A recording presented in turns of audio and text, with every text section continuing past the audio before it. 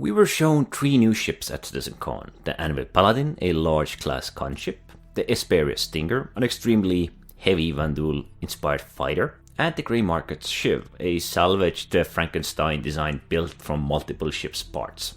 All 3 of these are combat focused to an extent. Their vessels fit perfectly into the gritty frontier of the Nyx system, and the story surrounding it. The Anvil Paladin was first introduced last year as a heavy gunship. It focuses on durability and overwhelming firepower rather than maneuverability. It isn't built to chase down light fighters, but to destroy anything medium-sized or large, or even pushing into the capital ship territory. With a turret of 4 size 5 weapons and pilot controlling 4 size 4s, 2 players can already unleash brutal firepower.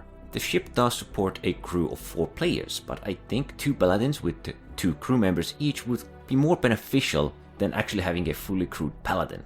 It also carries 6 size 4 missile racks, allowing either heavy missile strikes or large swarms of small missiles. Perfect for overwhelming the countermeasures of any ship. With a size 3 shield and strong hull, the paladin fills the space between the Redeemer and Perseus. It's not meant to counter fighters or dual capital ships, but dominate everything in between. Honestly, this feels like the strongest release out of the 3. And kinda creates a new alternative role for a medium-sized, well actually large-sized gunship. Next up is the Esperious Stinger, and I kinda feel like this defines the term overkill.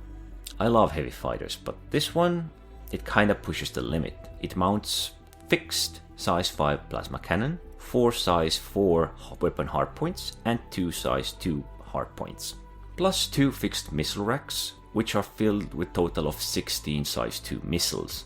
The problem? It's probably the least maneuverable heavy fighter I've seen so far, with only average durability. The dual size 2 shields help a bit, but this isn't designed to dodge or outmaneuver anyone. It's built to burn opponents down fast. The size 5 plasma cannon is tricky, due to its awkward projectile velocity, so ideally it should be paired with weapons which reach near its speeds of 1288 meters per second. I can see this ship being used in fleet combat more than solo. It struggles to cover its rear, yet its raw firepower makes it deadly against large targets. With precision shots, a coordinated wing of Stingers could devastate even capital ships. Perhaps not alone, but I see it more as a PvE bruiser, or perhaps more like a specialized fleet fighter. Finally, we have the Grey Market Shiv. This ship is pure chaos in design, and I mean that literally. It looks like someone raided a scrapyard and stitched together whatever parts from whatever ships they could steal. Another interesting perspective was given here on how would you ensure such a thing. And honestly, it's a good question.